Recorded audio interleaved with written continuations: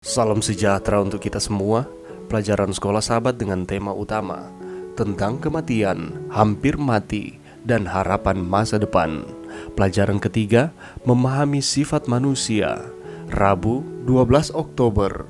Orang mati tidak tahu apa-apa. Bacalah Ayub 3 ayat 11-13, Mazmur 115 ayat 17, Mazmur 146 ayat 4, dan Pengkhotbah 9 ayat 5 dan 10.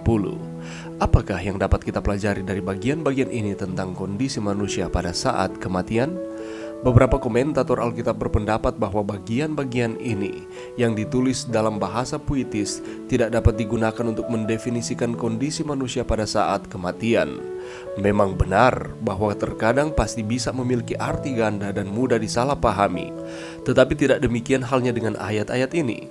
Bahasa mereka jelas dan konsep mereka sepenuhnya selaras dengan keseluruhan ajaran perjanjian lama tentang masalah ini. Pertama, dalam Ayub 3, sang bapa menyesalkan kelahirannya sendiri karena semua penderitaan. Pada saat-saat yang lebih mengerikan, siapa yang tidak berharap bahwa dia tidak pernah dilahirkan? Dia menyadari bahwa jika dia meninggal pada saat kelahirannya, dia akan tetap tidur dan beristirahat. Mazmur 115 mendefinisikan lokasi di mana orang mati disimpan sebagai tempat keheningan, karena bukan orang-orang mati akan memuji Tuhan. Ini hampir tidak terdengar seolah-olah orang mati yang setia atau dan bersyukur ada di surga menyembah Tuhan. Menurut Mazmur 146, aktivitas mental individu berhenti dengan kematian. Apabila nyawanya melayang, ia kembali ke tanah. Pada hari itu juga lenyaplah maksud-maksudnya. Mazmur 146 ayat 4. Ini adalah penggambaran Alkitabiah yang sempurna tentang apa yang terjadi pada saat kematian. Dan Pengkhotbah 9 menambahkan bahwa orang mati tidak tahu apa-apa, dan di dalam kubur tidak ada pekerjaan atau akal atau pengetahuan atau hikmat. Pengkhotbah 9 ayat 5 dan 10.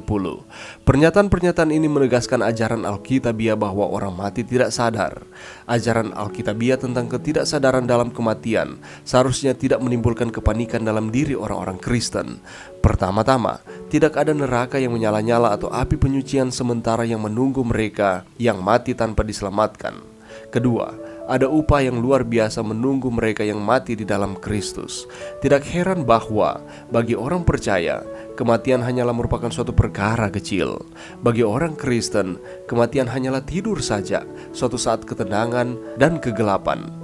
Hidup terlindung dengan Kristus dalam Allah, dan apabila Kristus yang adalah hidup kita menyatakan diri kelak, kamu pun akan menyatakan diri bersama dengan Dia dalam kematian. Alfa dan Omega jilid 6 halaman 436.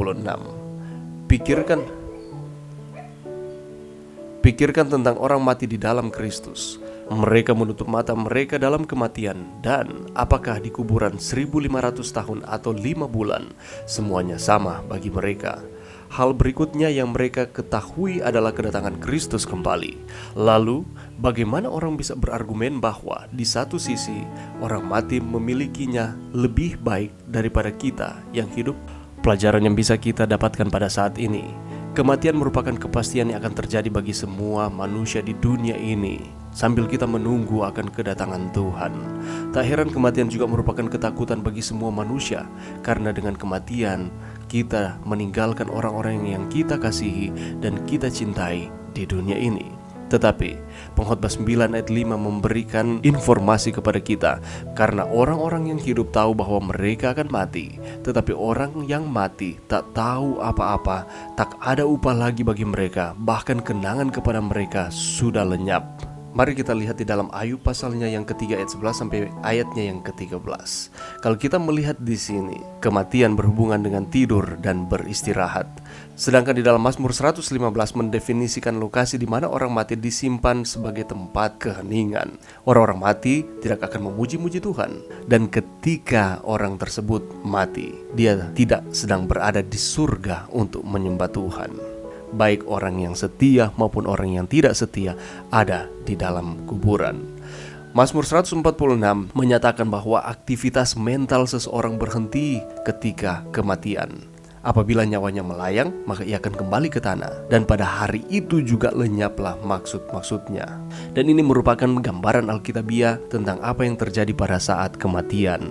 Dan di dalam Pengkhotbah 9, sama seperti dengan ayat sebelumnya yang kita sudah lihat, bahwa orang mati tidak tahu apa-apa. Tidak ada pekerjaan, tidak ada pertimbangan, tidak ada akal, tidak ada pengetahuan ataupun hikmat di dunia orang mati.